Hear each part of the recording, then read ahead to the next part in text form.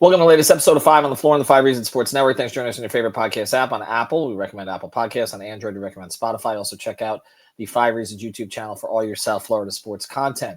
Also, we tell you all the time, go to Off the Floor. If you'd gone to Off the Floor, you would have got an inkling of what was going down here. So we tell you, I put things first these days, as do many of the others in our network. And we take everything decent from Twitter and we put it there as well, organize it into different channels. It's a place with the most heat, information, and conversation.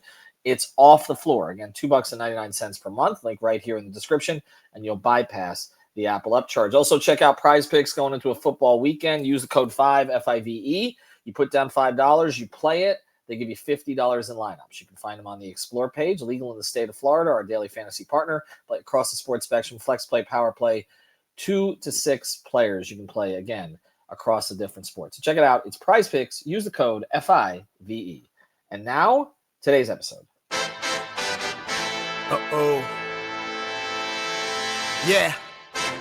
It's Mercy. Music by Mercy again. Heat Nation. We the culture. Yo, E, I need you to call timeout. Need Brady to set the floor plan. Tropical blanket. Open for the shot. Yo, Greg, set the pick. Still 5 on the floor, still ride for my dog. Still battle on the court, still survive in the war. Keep your eye on the ball, or get burned from the keep this mic off the wall without turning the cheek. From night to day, no sleeping paths or allowed to morning. The nut is sleeping us, never catch us snoring. Live from Miami, report in the heat with 5 Reasons Sports from the courts to the streets. Yeah, Wake County, Heat Nation, we say it proudly.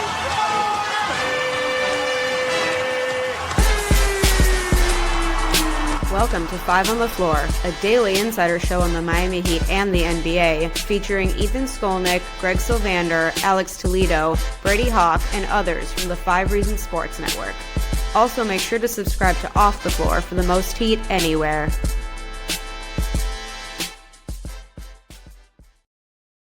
All right, welcome back to 5 on the Floor. This is episode 2 after the news that Tyler Herro is going to miss significant time following Friday foot surgery. We did have that news for you first. We hope you're following us on Off the Floor on the 5 Reasons Sports account. And now the Heat have officially released it. We're recording this at about 4:40 Eastern on Friday. And the Heat around 4 o'clock announced what we knew, that Tyler was having surgery again for an ankle impingement. So I had described it as a foot, ankle. It's been a problem in that area, his left foot. They were trying to get through it, the various kinds of shots, treatments, all that sort of stuff. And they actually, Brady, what's crazy is, and again, today's floor plan, I got Brady Hawk with me. You can follow me at Brady Hawk 305. Follow me at Ethan J. Skolnick on 5 Reasons Sports.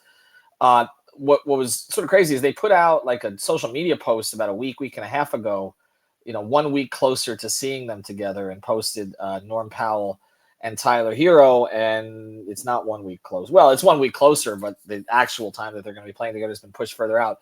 So the news that's happened since, and then we'll get into today's topic, because we're going to do a whole bunch of different topics related to Tyler, is that the Heat have released a timetable. Now, I'll just give you full disclosure here. I had heard initially 8 to 12 weeks. That's what I heard when I put out the report early Friday morning. But I wasn't 100% sure of it. When I'm not going to post it. And so it's funny, you set yourself up for things, and things are disappointments. And then when you're prepared to be really disappointed and it's not quite as bad as you think, you're like, oh, okay, well, it's better than it was expected. So I had heard 8 to 12 weeks, and the Heat put out a more definitive timeline than they typically do, which is they put out 8 weeks, roughly 8 weeks. So we'll see. Sometimes their timelines tend to be what they put out is a little shorter than what it ends up being. Now, Brady, if it was about 8 weeks, then we're talking about him missing essentially the first month of the season, right? That's where we're at. And what we're going to talk about today is, okay, what do they do during that period of time? How do they handle this? And I'll start here. And you wrote a story about this for Sports Illustrated. You and Alex, Austin Dobbins, and myself were all writing for the Heat page there. You went through who this could benefit, and obviously it's not something anybody wants, but in terms of potentially getting elevated to starter, how the rotation works out. But can we say flat out here that if this had been Bam, and I'm not trying to disparage Tyler, that if this had been Bam, this would have been even worse because they don't have other options in the front court, whereas they may have some options in the back court to at least mask this for a little while. 100%. I would even go as far as saying, not that he's more important, but like when I think about how they'd formulate rotations, like if Khalil Ware was out, like they don't have another big. It's like they only have these two guys that are going to be playing big man for them. You could throw in some guys like Jovic or others, but they're not really, big man fives that 100%. And the defense would fall off the map. That I think if you were to ask me, like if Spo had to be without his best offensive player, his best defensive player, who do I trust more for him to kind of find a way to scrape out wins for 12 to 15 games of the regular season? I would say I'd rather him scraping out defensive wins and trying to figure things out on that end. And ultimately, when I look at the rotation right now as it stands with Tyler being out and just the way kind of things shook out, they just have more defensive pieces as a whole than they do offensive pieces. So it's like I just see them kind of leaning in that direction in general. So that's what this is going to be, right? In one of the stories I wrote, I compared it to the 2022 season where they went on that run in December where they were without Jimmy and Bam. And the reason I reference that is because they went on that run and it wasn't like somebody just stepped up and took over and it was like, okay, that's why they won. They collectively stepped up, where you had PJ Tucker that was like developed a floater and was playing mid-post game. You had Omer Yurtseven, who people were wanting in the starting lineup by January because of how good he looked at certain points. Like they just had so, and Caleb Martin kind of came onto the scene there at that point too, that they just had so many role players kind of step up. And that is kind of the way I look at this for kind of the start of the season. Like, this is probably a separate episode, and this was something else I wrote about but this can't be Norman Powell has to be just take over the offense and that's it. They're not going to survive like that. Norman Powell's not going to survive like that. This has to be a way of figuring out the offense, of collectively having some guys step up. And I do feel like when I look at this roster, there's a lot of guys that have the ability to, or just want the opportunity. Like I think of a Jaime Jaquez type player that needs an opportunity. And this is an opportunity where he's going to get a decent sample size of games where he's going to be playing significant minutes. And he could kind of play himself into a rotation. Well, the point I made on the pod with Greg is that at the very least, Erik Spoelstra has some time to figure this out. Whereas in previous years, he or Pat Riley, whoever the coach was at that time, Stan Van Gundy, dealt with this in the 04-05 and the 05-06 season too. When these injuries happen during the season or during camp, you don't have a lot of time to adjust. And I go all the way back to training camp 2000 when Alonzo Mourning failed his physical because of kidney disease. Well, at that point in training camp, and you've built your program around Zoe, like nobody was expecting them to be able to figure anything out. And yet, Pat Riley, as a coach there, led them to a 42-27 record before Zoe came back. And it was actually the integration of Zoe that became a problem. But there have been other issues here, or other years where they've had to deal with this. One year, for example, 2015-16 season, where Chris Bosh at the All-Star break in Toronto diagnosed with a second blood clot. And Erik Spoelstra, there were only 2 games over 500, a team that was underachieving at the time. And Luol Deng was put in to the starting lineup at the 4. He was been playing the 3, and they adjusted. Then they picked up Joe Johnson after he was let go, and they ended up making it to the second round of the playoffs, Game 7. So they've dealt with these kind of situations before. Having a stable organization that understands it will help in that regard. And again, Spo's got a couple of weeks now before training camp to start to figure out, okay, what are we going to lean into? And he, by the way, there's no way he was blindsided by this. Like, people in the organization, there have been whispers about this for a while. It's one of, there was more than just me that kind of had heard some stuff. And so when this kind of, processes, the coach is going to be involved in this and knows that Tyler's been struggling with something physically and that there was a possibility that even though they didn't want it to, it could lead to surgery. So I do think this gives at least Spo the opportunity to figure out what he's going to lean into, and it probably is going to be defense. And they have picked up Norm Powell. And as much as there are some real negatives here, like you and I talked about, we wanted to see Herro and Powell together for contract reasons. It makes sense to see them as much together as possible. We're not going to see that.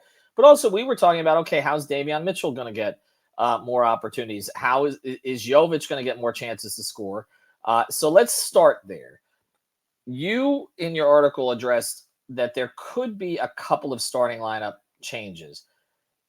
that's under the assumption that the baseline starting lineup, the one that most people were projecting, even though I didn't necessarily agree they were going to end up there, was Ware, Bam, Wiggins, Powell, and Herro, correct? Yeah. Okay.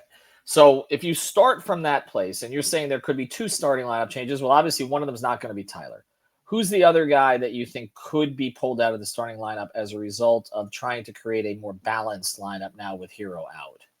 That's the word, balance. And I've been a proponent, even when you kind of talked about, we've been fans of Jovic and wanting to lean into him. But even with that said, I was kind of on the side of starting Kalel, having a guy in the front court that Bam is used to and kind of like has somebody next to him that like is just his guy next to him, or it's not just a revolving door. Like they finally found something. They're able to play bigger. Bam can play at the 4. It was like all these things were clicking. But then I look at the balance of the roster where Davion's going to step in for Tyler. And even though I say that that's shaky up the starting lineup, honestly, Davion just staying right where he was. I mean, he was already in the starting lineup as a starting point guard. So that pretty much stays the same. But if you're starting Davion, Norm, Wiggins, Bam, and Ware, like that could be really good defensively. But like I just said before, I think that puts a lot of pressure on Norm Powell offensively. That just puts a lot of pressure on him to do what Tyler was doing for such a long period of time last season. Number one, you don't want him to play that role. Number two, can he be that number one option for that period of time? That was something else I talked about where the 2 games he played without Harden last season, he averaged 11.5 points a game. And yes, it's 2 games, but he shot like 6 for 29 from the field. Not saying that that's going to happen with him as the first option, but that's the thing that changes when you're the game plan, when you're the guy that they're going at and taking out of things. That's what happens when he's on the ball 24/7 instead of kind of having that on-off balance that he had next to Harden where he's just so good off the catch. So with that said, I think if you want to try to find a balanced starting lineup, I do think it is Jovic for Ware for this period of time. So you have Davion, Norm Powell, Wiggins, Jovic, Bam. I think you get way more shooting. That's kind of the worry I had with that starting lineup we said a second ago. Is there enough shooting there? Like, is there – it's just like it's one thing to say Powell's going to be on the ball more, but, like, is there going to be any space to operate? Is Davion Mitchell going to be shooting 45% from 3 again? I don't think so. Is Bam's three-point shooting going to be something that scouting reports are, like, flying out at contested-wise? I think it's going to be more than it used to be, but I don't think it's going to be at that level. Jovic is still the guy that I think teams are worried about shooting. Not worried about, like, gravity-wise Duncan Robinson level, but they are not going to leave him open in the corner. And it's just an extra playmaker. I mean, offensively, they're going to need an avenue to try and score without Tyler. The way they've done that in the past with, like, if he's on the bench and they run bench units, it's operating out in the open floor. They've never been a top team in pace, but Nico is somebody that gets out in the open floor. Davion is somebody that pushes the ball. I think you lean into that connection specifically. And like I said before, they don't really have another big. So this kind of eliminates them from staggering like they would have had to. And Ware can kind of just play in these different lineups and keep somebody on the court. So I do think it ends up being Davion and Nico ultimately. Because there was one other variation, actually, Ethan, where I put out there the other day where I was talking about them leaning into the Jovic, Bam, Ware 3-man pairing, not as a starting lineup, but just as a lineup. And I want to see it. The only way they run that lineup, and I know there's only way they run that lineup that Spo will run that, is if it was Tyler Herro and Powell that was in the backcourt. Because that's the only way you open up the shot. That's the only way you open up the offense. That's the only way that you're able to run that big man lineup. So, like, there was the variation people were talking about maybe even bumping Wiggins to the bench, or maybe Davion stays on the bench and you run a really big lineup.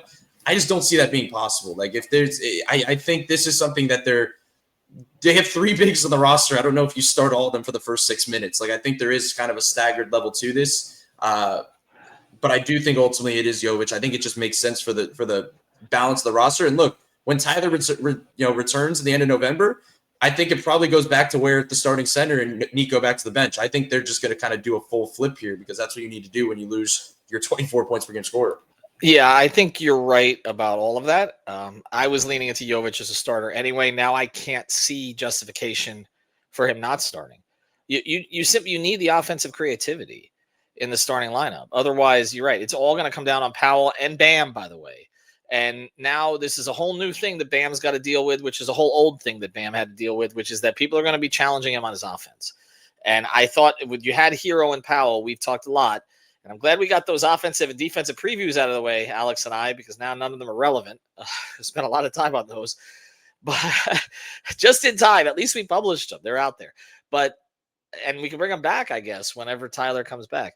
But you are not in a situation now where Bam and Wiggins can be bystanders. That's not at all. And I want to talk about that on the other side of that. Before we do, though, I want to mention a great sponsor of the 5 Reasons Sports Network, our friends over at Cash App. Make sure that you download the Cash App. You probably know how to do that by now, right? If you haven't done it already, sorry, that just disappeared on me. Use the code on the floor. Use the code on the floor. That's what we're recommending that you do, because if you do that, you'll get there we go. Finally got it up there. You basically, if you sign up for Cash App, use the code on the floor, send $5 to a friend or to me or whoever else you like. Within 14 days, you get $10 dropped right into your account. So again, you want to do that. But you also want to sign up for the Cash App card. With Cash App, you can spend, save, and live your life knowing your money is right where you left it, with advanced built-in security protections you can count on and help when you need it. Spend with peace of mind today and order a Cash App card in the app or at cash.app/card.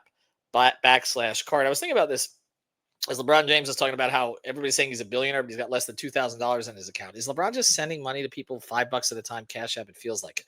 Your security deserves to be a priority, and Cash App treats it that way. With security lock, Cash App requires a successful Face ID or biometric authentication to access your account. It's like your money is protected by your own personal bodyguard. So again, get the Cash App card after you sign up for Cash App.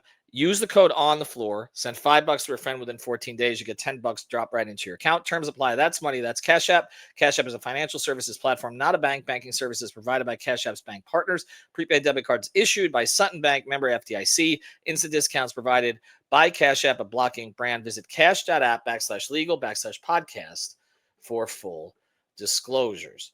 Okay. Let's talk about the others who will be affected here. So let's assume that Jovic starts with Bam, with Davion. Davion's going to have to handle a lot. That's to get Powell off the ball. That improvement that we saw last year in terms of him getting a foot in the paint and making plays, that's going to have to continue now. But I want to focus primarily, and then the bench obviously will sort itself out. Larson's is going to be there. We don't know when Drew Smith's going to be healthy, but whenever he is, there's more of an opportunity now for sure. People are going to talk about Rozier.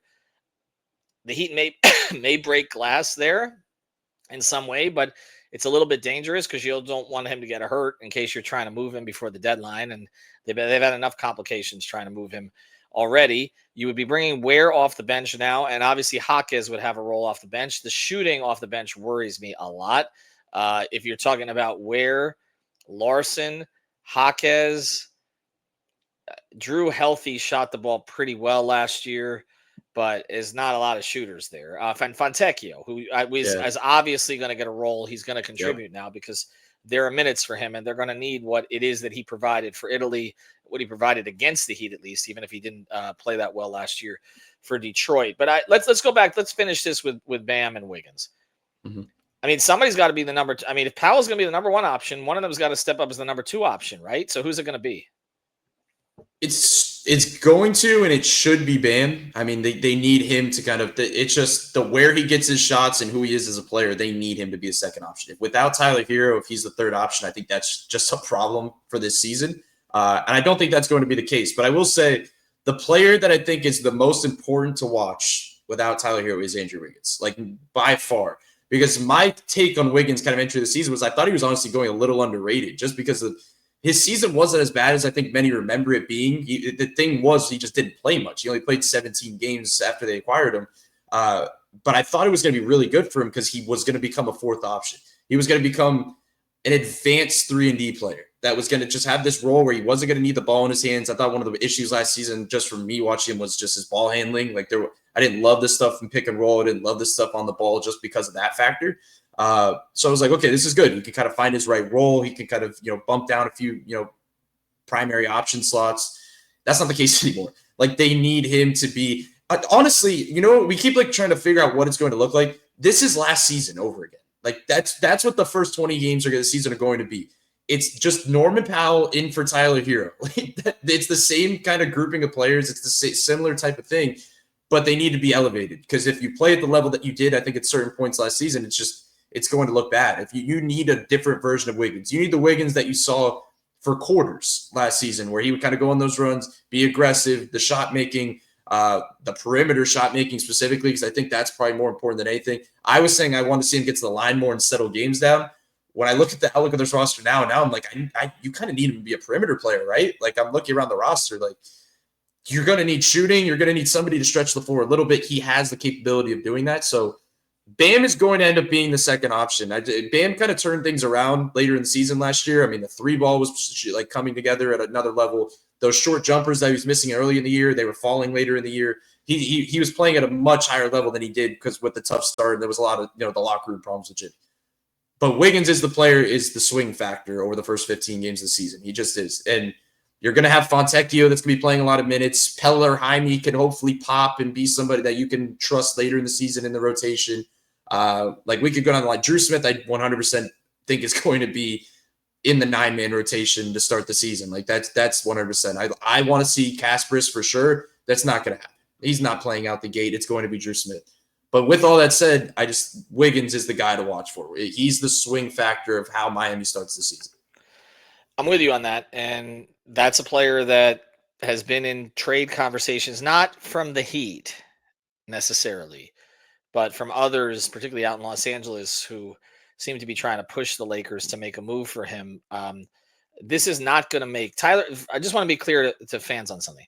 Tyler Herro being out is not going to make the Heat toss this season in the trash and trade Andrew Wiggins. It's actually going to do the opposite.